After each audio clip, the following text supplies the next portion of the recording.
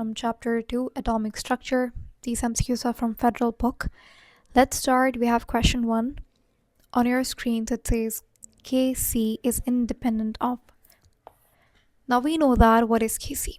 Kc आपके पास equilibrium constant कहलाता है और ये डिपेंड करता है सिर्फ एक चीज़ पे जो कि है टेम्परेचर. अगर आप टेम्परेचर चेंज करते हो यानी कि चेंज इन टेम्परेचर Kc की वैल्यू को चेंज करेगा, ऑल्टर करेगा. लेकिन इसके अलावा अगर आप प्रेशर को बढ़ाते हो, कम करते हो या Kp की वैल्यू को इधर उधर करते हो, Kp भी आपके पास इसी तरीके से Kc की तरह ही एक इक्विलिब्रियम कांस्टेंट होता है. फ़र्क ये है कि ये गैसेस के लिए एप्लीकेबल है. Kp में आप जो कंसनट्रेशन है वो पार्शियल प्रेशर ले रहे होते हो, नॉट द मोलर कंसनट्रेशन. ठीक है. सो Kp फॉर दोस्त जिन्हें मसला हो रहा है कि भाई Kp क्या है, तो ये भी रेशो है किसका, प्रोडक्ट की कंसनट्रेशन अपॉन रिएक्टेंट की कंसनट्रेशन. लेकिन यहाँ पे आप पार्शियल प्रेशर ले रहे होते हो गैसेस का. और Kc आपके पास क्या है, मोलर कंसनट्रेशन ऑफ प्रोडक्ट और रिएक्टेंट का रेशो है. ठीक है. दोनों इक्विलिब्रियम कांस्टेंट्स हैं. तो Kc इंडिपेंडेंट ऑफ, ये डिपेंड करता है टेम्परेचर पे. ठीक है.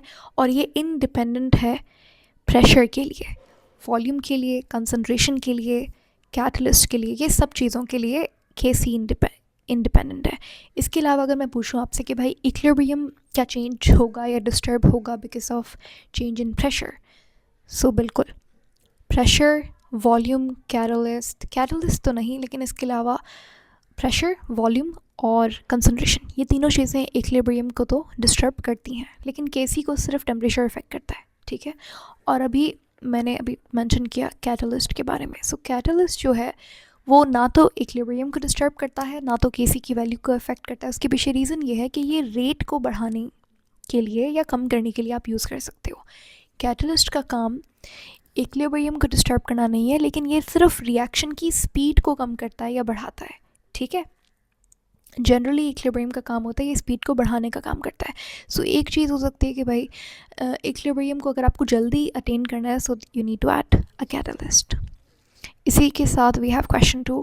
For which of the following reactions Kc has no unit of concentration. अब Kc का जो यूनिट है वो डिपेंड करता है प्रोडक्ट और कंसनट्रेशन की प्रोडक्ट और रिएक्टेंट की मोलर कंसनट्रेशन पे. ठीक है.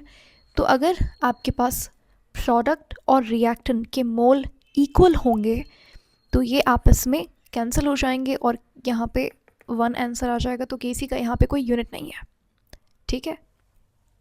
तो आप फाइंड करो जहाँ पे नंबर ऑफ मोल्स प्रोडक्ट के और रिएक्टेंट के सेम होंगे वहाँ Kc का कोई यूनिट नहीं होगा. जैसे 2 है तो यहाँ पे 1 मोल है. ठीक है. तो यहाँ पे तो Kc का यूनिट बनेगा. यहाँ पे 1 मोल है, यहाँ पे 2 है, तो ये भी नहीं. 2 and 3 नो, 1 मोल 1 मोल. तो option B is the right option. ठीक है. क्वेश्चन 3 कहता है for which of the following reactions. ये रिएक्शन गिवन है आपके पास, वी कैन राइट ये अब कुछ कंडीशंस दी गई हैं. Kc बड़ा है Kp से, Kp माइनस Kc 0, Kc छोटा है Kp से and Kp minus Kc is -1. Let's see. So यहाँ पे एक चीज़ आपने याद रखनी है, Kc और Kp के बीच में रिलेशनशिप के हवाले से ये सवाल है. सो बेसिकली Kp और Kc का रिलेशनशिप कुछ इस तरीके से होता है. Kp is equal to Kc R T del N, जहाँ पे R क्या है, general gas constant, T for temperature, और del N क्या है, प्रोडक्ट के मोल्स माइनस रिएक्टेंट के मोल्स. तो इस इक्वेशन के अकॉर्डिंग जो प्रोडक्ट के मोल्स हैं वो 3 हैं और रिएक्टेंट के मोल्स भी कितने हैं, 2 + 1 3 हैं. सो 3 - 3 क्या हो जाएगा, 0. तो जब भी पावर में 0 आता है, तो किसी भी चीज़ की पावर 0 होती है तो वो 1 के इक्वल हो जाता है. इसका मतलब आंसर क्या आ गया आपके पास, Kp is equal to Kc. ये पूरी टर्म क्या हो जाएगी, 0 हो जाएगी. ठीक है. सो अगर यहाँ पे Kc क्या हो रहा है, प्लस का है, वहाँ जाके माइनस का हो जाएगा. सो Kp माइनस Kc होगा इज़ इक्वल टू 0. सो ये इक्वेशन ड्राइव होगी यहाँ से. सो अगर आप देखो कहीं पे ऑप्शन में आपको ये चीज़ नज़र आ रही हो, या option C is the right option. Question 4 है what is the effect of addition of catalyst on an equilibrium mixture. अभी मैंने आपसे कहा कि जब आप कैटलिस्ट को डालते हो, ना तो इक्विलिब्रियम डिस्टर्ब होता है और ना तो आपके पास Kc की वैल्यू ऑल्टर होती है, चेंज होती है। कैटलिस्ट से सिर्फ आपके पास रेट बढ़ता है, यानी कि रिएक्शन की स्पीड कम होती है या ज़्यादा होती है, डिपेंडिंग आप कौन सा कैटलिस्ट चाह रहे हो। For example, if you are adding a positive catalyst तो उस केस में रिएक्शन की स्पीड बढ़ेगी। और जनरली कैटलिस्ट का काम आप यही पढ़ते हो कि स्पीड बढ़ाना होता है, लेकिन कुछ नेगेटिव कैटलिस्ट भी होते हैं जिनका काम स्पीड कम करना होता है। ओके, एनीवेज, तो यहाँ पे कैटलिस्ट जो है वो कोई भी इफेक्ट नहीं दिखाता इक्विलिब्रियम मिक्सचर पे। क्वेश्चन 5 है आपके पास, इफ़ KSP, अब ये क्या है KSP? देखो, जब भी आपके पास रिएक्टेंट या प्रोडक्ट सॉलिड होगा तो आप Kc की वैल्यू जो है वो उस केस में सॉलिड्स की या फिर लिक्विड्स की, सॉल्ट की, सॉल्वेंट्स की, इन सब की वैल्यू, Kc की वैल्यू इन सब चीज़ों की कांस्टेंट होती है। इसीलिए जो Kc की इक्वेशन है, जो Kc की एक्सप्रेशन है ये वाली प्रोडक्ट रिएक्टेंट वाली, इसमें आप लिक्विड, अगर कोई रिएक्टेंट प्रोडक्ट लिक्विड में है या सॉलिड में है, वो आप नहीं लिखते। तो उन चीज़ों के लिए आप यूज़ करते हो KSP का। KSP क्या होता है? जैसे फॉर एग्जांपल मैं एक सॉल्ट डालती हूँ एक एक्वस सोल्यूशन में, पानी में हमने सॉल्ट डाला। अब ये सॉल्ट जो है, फॉर एग्जांपल NaCl की हम बात कर रहे हैं, तो ये NaCl डिसोसिएट हो जाएगा अपने आइंस में, Na पॉजिटिव बना लेगा, Cl नेगेटिव बना लेगा, और यहाँ पे ये एक्वस आइंस हैं, ठीक है, पानी में डिजॉल्व हो गए। अभी जब आप इनकी कंसनट्रेशन लोगे, उसी को आप KSP कहते हो। KSP क्या है? KSP is the product of ions, ठीक है। बिल्कुल जैसे आप Kc लेते हो उसी तरीके से KSP भी क्या है? ये प्रोडक्ट है किसका? Positive and negative ion. It is the product बोले तो कि मल्टीप्लाई हो रहा है पॉजिटिव आयन और नेगेटिव आयन की concentration raise to the power their coefficients, कि भाई अगर यहाँ पे जितने भी 2, 3 जितने भी आयन्स होंगे वो इसके जो इसका कोफिशेंट होगा ये वो पावर में आ जाएगा, जैसे यहाँ पे 2 आ गया, ठीक है। तो ये KSP की इक्वेशन होती है। अगर आप यहाँ पे देखो तो ये पॉजिटिव आयन है, कोफिशेंट 3 है, नेगेटिव आयन कोफिशेंट 2 है। वो कहता है कि भाई बताइए क्या केमिकल फार्मूला होगा जो यहाँ पे कंपाउंड सॉल्ट सॉल्यूट आपने यूज़ किया है। तो M जो है वो 3 है, ठीक है। तो अगर M कोफिशेंट क्या है? 3, ठीक है, और X आपके पास कितना है? 2 है, ठीक है। लेकिन अब यहाँ पे वो कह रहा है कि भाई +2 जो है वो वैलेंसी है पॉजिटिव वाले की, तो यहाँ से ये पॉजिटिव है और यहाँ से -3। एनाइन क्या है? एनाइन पे चार्ज कितना है? -3 है। तो इसका मतलब ये कि यहाँ पे जो आपके पास बनेगा इसका फार्मूला वो M3X2 बन सकता है। अगर मैं यहाँ पे लिखूँ कि ये कितना है? +2 है। M क्या था? +2 था। X क्या था? -3 था। तो 3 × 2 इज़ -6 एंड 3 × 2 इज़ +6। ये +6 और -6 इक्वल हो गया। यही तो हमें करना था क्योंकि न्यूट्रल हमें सॉल्ट बनाना है इससे, तो यही फार्मूला होगा, यानी कि M3X2, ऑप्शन सी, ठीक है।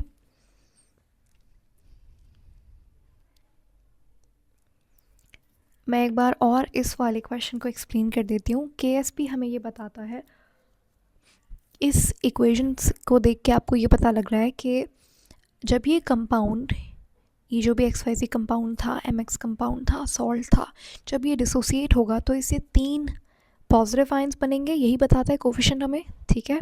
तो 3 + 2 बनेंगे, M+2, और 2 आयंस बनेंगे X-3 के।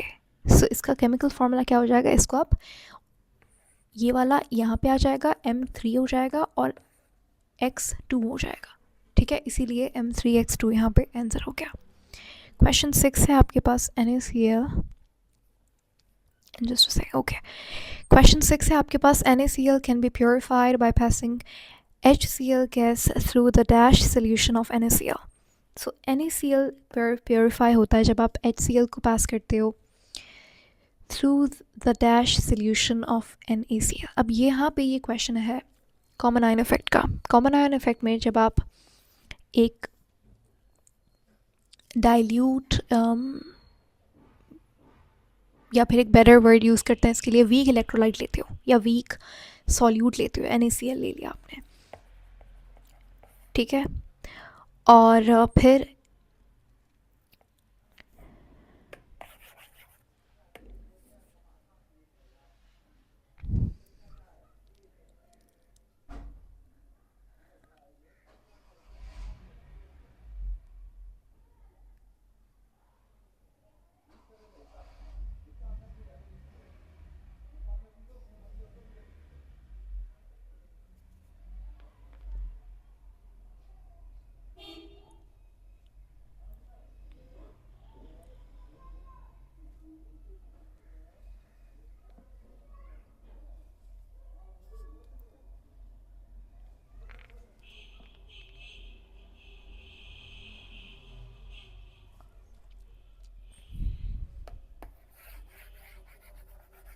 ओके, नेक्स्ट आपके पास क्वेश्चन है, question 6, NaCl can be purified by passing HCl gas through the dash solution of NaCl।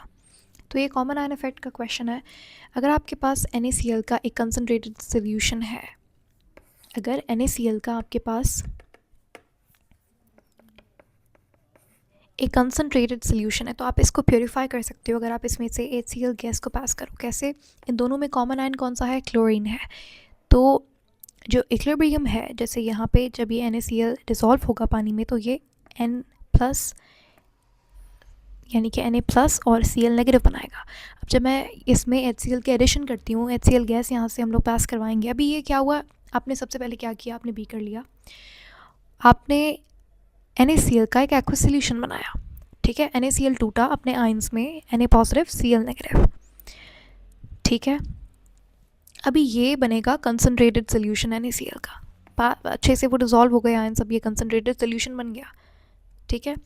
अब अगर मुझे NaCl को प्योरीफाई करना है, प्योरीफाई करने का मतलब ये मुझे NaCl को अलग करना है उस एक्वस सोल्यूशन में से, उसका प्रेसिपिटेट बना के निकालना है। तो अब इसमें हम क्या करेंगे, कोई भी आप ऐसा स्ट्रॉन्ग इलेक्ट्रोलाइट लोगे और इस NaCl सोल्यूशन में डालोगे, लेकिन कंडीशन ये है, शर्त ये है कि वो जो आप जो भी कंपाउंड लोगे, इलेक्ट्रोलाइट लोगे, उसमें एक कॉमन आयन होना चाहिए, तो उसमें Na होना चाहिए या उसमें Cl होना चाहिए। हमने HCl ले लिया, ठीक है। अब HCl एक स्ट्रॉन्ग इलेक्ट्रोलाइट भी है और इसमें Cl एक कॉमन आयन भी आ गया। जब आप HCl को पास करोगे ये सोल्यूशन में, होगा क्या कि ये जो क्लोरीन आयंस है, जब ये HCl H+ Cl नेगेटिव में टूटेगा तो ये जो क्लोरीन आयंस है यहाँ पे कंसनट्रेशन बढ़ गई, क्लोरीन आयंस की कंसनट्रेशन बढ़ जाएगी सोल्यूशन में। अब ये पहले तो कंडीशन क्या थी, इक्विलिब्रियम में थी। अकॉर्डिंग टू ले-चैटलियर्स प्रिंसिपल, वो हमें ये कहता है कि जब आपके पास कंसनट्रेशन एक साइड पे ज़्यादा हो जाती है तो इक्विलिब्रियम उसके अपोजिट साइड पे शिफ्ट करता है।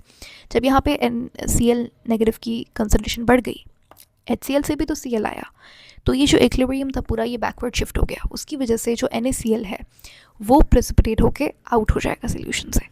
तो इसी को आप कहते हो कॉमन आयन इफेक्ट। और यहाँ पे जो NaCl है उसका पहले कंसनट्रेटेड सोल्यूशन बना था एंड देन उसमें आपने HCl पास करवाई, इसी को आप कॉमन आयन इफेक्ट कहते हो।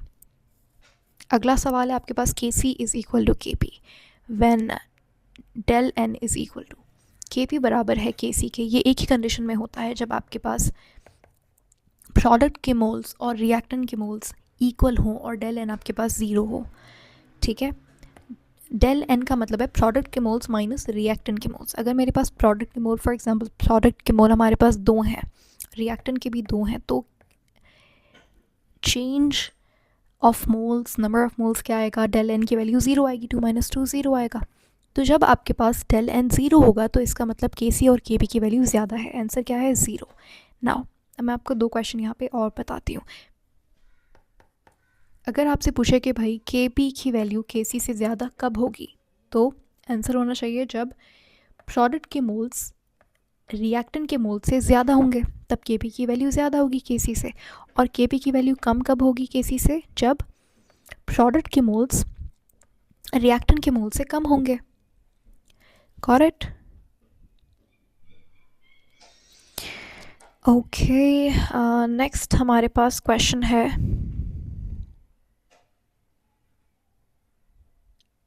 Consider the following reaction. ये हमारे पास एक रिएक्शन गिवन है, उसमें हीट ऑफ रिएक्शन भी गिवन है माइनस में। इसका मतलब ये कैसा रिएक्शन है, एक्सोथर्मिक रिएक्शन है, ठीक है। ये रिएक्शन है, इसको पहले एनालाइज कर लो कि भाई यहाँ पे कितने मोल्स हैं रिएक्टेंट के, 3 मोल्स हैं, 2 + 1 3 मोल्स। रिएक्टेंट के कितने मोल्स हैं, 3 मोल्स हैं। प्रोडक्ट के कितने मोल्स हैं, 2 मोल्स हैं। कैसा रिएक्शन है, एक्सोथर्मिक रिएक्शन है। वो कहता है yield of sulphur trioxide can be increased by, ये जो सल्फर ट्राइऑक्साइड बन रहा है इसको आप कैसे, इसकी यील्ड को, इसकी मतलब ये इसकी क्वांटिटी कैसे बढ़ा सकते हो आप। सो आप यहाँ पे जो हमारे पास इक्विलिब्रियम का प्रिंसिपल है उसको फॉलो करोगे। पहली बात तो यहाँ पे ये एक एक्सोथर्मिक रिएक्शन है, ठीक है। इसका मतलब ये कि exothermic reactions are favoured by, you must remember this one, कि exothermic reactions are favoured by low temperature. तो यहाँ पे आप टेम्परेचर को क्या करोगे, कम करोगे। क्या करोगे, टेम्परेचर को कम करोगे। तो जब आप टेम्परेचर को कम करेंगे तो ये रिएक्शन फेवर होगा। सो यहाँ पे ऑप्शन बी में देखो इंक्रीजिंग टेम्परेचर लिखा हुआ है, तो उल्टी बात है, तो ऑप्शन बी आप एलिमिनेट कर दोगे। सो 1 भी गया, 2 भी गया, 3 भी गया। मुझे पहले ही पता लग गया कि option 4 is the right option, लेकिन फिर भी अभी हम देख लेते हैं आगे क्या कहता है। फिर ऑप्शन ए में कहता है इंक्रीजिंग प्रेशर। अगर आप प्रेशर को बढ़ाते हो तो हमेशा जहाँ पे नंबर ऑफ मोल्स कम होते हैं इक्विलिब्रियम वहाँ पे शिफ्ट होता है। रिएक्टेंट के मोल्स 3 है, यहाँ पे 2 है। प्रेशर बढ़ाया तो जाहिर है कैसा रिएक्शन कैसे होगा, फॉरवर्ड प्रोसीड करेगा। ऐसा ही है क्योंकि 3 वहाँ पे थे, 2 वहाँ पे मोल्स थे प्रोडक्ट के, तो आगे की तरफ फॉरवर्ड रिएक्शन प्रोसीड होगा। इसकी वजह से सल्फर डाइऑक्साइड ज़्यादा बनेगा, तो ऑप्शन ए तो हो सकता है। ऑप्शन सी देखो, ऑप्शन सी कैटलिस्ट की बात की। कैटलिस्ट बिल्कुल भी इक्विलिब्रियम को डिस्टर्ब भी नहीं करता, उसको ना कम करता है ना बढ़ाता है। कैटलिस्ट का काम सिर्फ और सिर्फ स्पीड में होता है, तो ऑप्शन सी भी एलिमिनेट हो गया। ऑप्शन डी में कहता है इंक्रीजिंग कंसनट्रेशन ऑफ ऑक्सीजन। अगर आप ऑक्सीजन की कंसनट्रेशन बढ़ाते हो सो डेफिनेटली आपके पास सल्फर डाइऑक्साइड, ये अगर जिस भी साइड पे कंसनट्रेशन बढ़ती है उसको कम करने के लिए दोबारा से हमें रीअटेन करना है इक्विलिब्रियम, तो उसके ऑपोजिट साइड पे रिएक्शन प्रोसीड करने लगता है, तो फॉरवर्ड रिएक्शन होगा इस केस में भी, जिसकी वजह से सल्फर डाइऑक्साइड का यील्ड बढ़ेगी। सो ऑप्शन 4 जो है वो सही जवाब है। ए और डी स्टेटमेंट्स बिल्कुल ठीक है। And that is it. Thank you so much for watching.